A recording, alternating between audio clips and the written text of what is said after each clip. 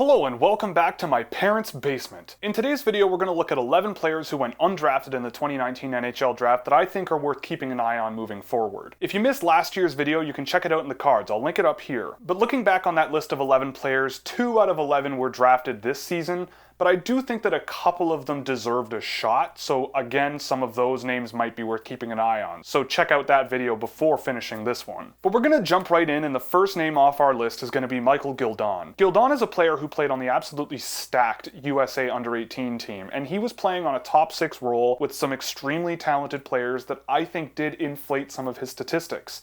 But in terms of a role player who can make space for his teammates, play with really skilled and talented line mates but not look out of place and finish when necessary, Gildon really should have been a player that teams swung on. Some worse players went off the board early on. I don't know if there was anything in terms of his personality that kept him away from being drafted, but he did not look out of place as a top 6 player on a very talented team. He's a physical utility player, but he had a goal or a primary assist on 60% of the goals when he was on the ice. So he made it count personally when goals were scored when he was on the ice. So I think that that's really promising. So I certainly would keep my eye on him for next season. Number 2 is a player who made my team's scouting list at 204th overall in Billy Constantino. Now in that video, which I'll link again in the cards, Constantino is a player who does have issues that caused him to go undrafted, but he was undeniably a top 2 round talent. Before his trade to Kingston, there were some people thinking he could have been a first round pick, but I do think that him going undrafted could end up being a good thing for him. He seemed overwhelmed in the role that he was given with Kingston, but I think that's going to get fixed in the coming year. There's a lot of nice talented players coming to the Frontenac, so I think he's going to be a beneficiary of that, and I certainly think he could be a premier OHL defenseman. He had even strength primary points on 28% of goals scored while he was on the ice, which is very good for a defenseman. Points on 46% in total, which is also very good. So while he does have some work to do between the ears, I think he could be a great pickup in a year if his season can build on the successes that he had this past season. At number 3, we're going with a feisty little center named Xavier Semenoh, who is a player that I really thought would have gotten a late round swing in this year's draft. He certainly plays a lot bigger than he is. I'm not sure he projects as a center, but I do think that at 5'7", you could do a lot worse with the raw talent that Semenoh provides. He had an estimated 2.3 primary points per 60 minutes on the ice, which is really notable. Most players in that range, in no matter what CHL league you're talking about, get drafted. Of all goals scored while he was on the ice at even strength, he had points on 81% of them, which surpasses most QMJHL players in this year's draft, let alone the CHL. His NHLE score was a rock-solid 18, which indicates that he absolutely should have been picked. So this is a player who I think could be at the very least a very pivotal junior player with lots of potential for pro hockey career down the line, if he can build on his successes, get stronger on his feet, because he certainly brings the right attitude to the game and has the skill to boot. However, at the same time, he does have defensive issues. He was a tremendous offensive catalyst for his team, but defensively, goals were going in quite a lot, so that is something that will need to be refined in the coming years. At number 4 is a player that I thought would have been a great shot in the dark for someone to take in the late rounds, in Eren England. England is an extremely aggressive 6'3" right-handed shot defenseman. He was eligible for the first time in 2018, but he came back this year on a very poor super elite team and led them in scoring, shot the puck a ton, scored the puck a ton, and has an absolute cannon from the point. Of what I've seen of him, he's an aggressive, offensive defenseman with a lot of size, and he's headed to Red Bull Salzburg's prestigious program in the Alps Hockey League, which I think is growing slowly over time, especially as they bring in more players from outside that area of the world. But for all of the aggression that he brings, he brought tremendous on-ice metrics. He was involving himself in 23% of his team's goals, which for a defenseman is extremely high, and his goals percentage was 12%, which is better than most forwards in this year's draft.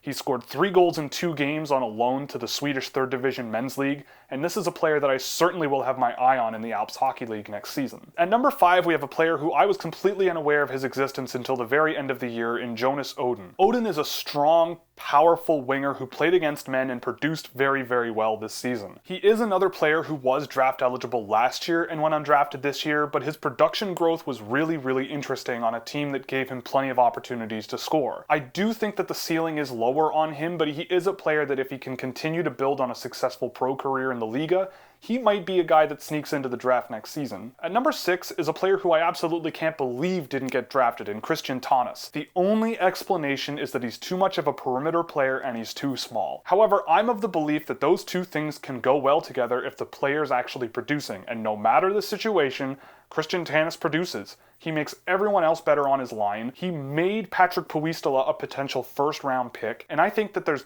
tons and tons of potential in Taunus. He had a fantastic season with the Finnish 2nd Division League. He's headed to the Liga this year, hopefully for the full season, and I think that over time he could really become something special. Another player who went undrafted last year, but it certainly is not over for him as he's got 2 more years of draft eligibility to continue to prove the doubters wrong. I do think that his lack of size did cause some defensive holes with him, but I think that over time his offensive ability will outweigh his defensive shortcomings. He might just end up being one of those undersized Finnish Liga guys who's there every single year leading the league in scoring, who never really makes it across the pond. But I do think that his raw talent was certainly worth a gamble in the late rounds, and I would love to see what he could do on North American ice. At number 7, we're going to go somewhere a little bit more unconventional and look at German Philipp Verushka. I thought Verushka was highly underrated. I caught him at the under-18s this year and really liked what I saw in terms of an aggressive goal-scoring forward. He scored 6 goals in 5 games at that tournament on a very talented German team for that tournament as well. And when he played against men in the Alps Hockey League, which is not the best professional league, but it still is a pro league in Europe, he had a point per game, and that's pretty interesting to keep an eye on, especially as Red Bull Salzburg adds more talented players around them. They're a young team playing in a league full of men's teams, so I'm really interested to see what this team can do with such a talented roster, and hopefully Verushka gets a bit more of a magnifying glass on him as he improves this season. At number 8, we have Kelowna Rockets center Kyle Topping, a player who I thought would have been drafted last year and couldn't believe he went undrafted this year. I always came away really impressed with Topping as he played on their top unit in Kelowna with Nolan Foote, Leif Matson, Lassi Thompson, and Caden Korzak. I really did feel that he was more of a pot stirrer on that line. He's a shifty offensive player, and when you look at his two-way metrics in terms of his impact on even-strength goal differentials, he beat out all of his line mates by far. Caden Korzak was only a 15% boost, Nolan Foote was only 68%, Lassi Thompson was only 85%, but Kyle Topping boosted even-strength goal differentials by over 200% when he was on the ice. That is extremely notable for any player regardless of their age, and he really should have been taken on that metric almost alone. But his offensive tools are also really nice, and he's a really shifty offensive player, and I'm really curious to see what he does with Kelowna this season. At number 9, we're going to the Sioux Falls Stampede, who had a bunch of players drafted this year, but the one that didn't that surprised me was Austin Swankler. Now, Swankler is a very slight young man. He's going to need to get a lot stronger if he wants to play as aggressively and as skilled as he does in the USHL right now. He had primary points on 75% of even-strength goals scored while he was on the ice, which is really notable,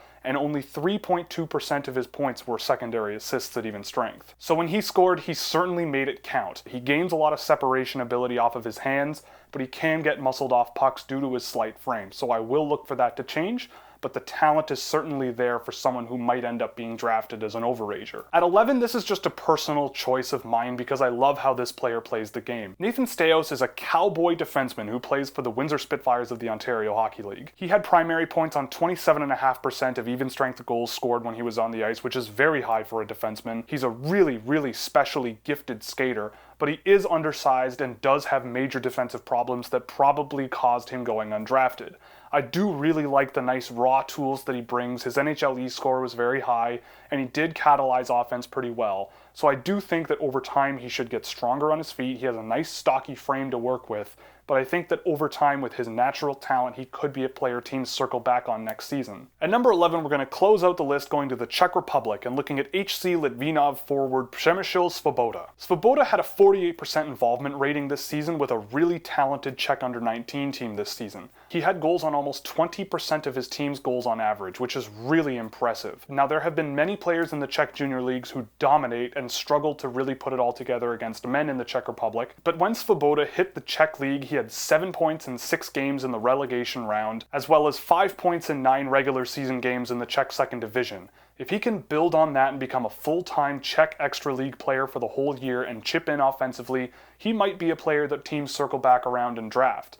He's older for this year's draft class, but his metrics across multiple leagues are very, very promising. At the very least, he should be getting a lot of ice time in the Czech second division, which is a league in which he has produced historically. So this is a player that I think could, against men, really put it all together and come out of the Czech Republic as a bit of a surprise next season. So those are 11 names that went undrafted that I think might be worth keeping an eye on for next season. If you have any more, feel free to leave them all in the comments. I do read them all, so be sure to leave your ideas down there. And with that, we complete my 2019 NHL Draft coverage. Whether you watched one video or literally all of them all season long and every single live stream, thank you so much for joining me. We're already starting to work on 2020. There's a massive list of players that I do want to try to make reports on, and I want to blow my number of 13 reports last year completely out of the water for 2020. It's an exciting draft class, and I can't wait to see what happens over the next 11 months. So in the meantime, be sure to click all the buttons you see below me so you never miss another video. There will be plenty of live streams between now and when the Scouching reports start to come out during the season, so be sure to tune into those. If you really like the project, you could support us on Patreon, where every dollar counts, or you could pick up some merchandise from the Scouchwear shop, where 50% of all proceeds go to the Women's Sports Fund. So that's all, and thank you very much for joining me in my 2019 NHL Draft coverage. We're already starting with 2020. Live streams should be back by the time this video comes out, so I really hope you enjoy what we have in store for you over the next year.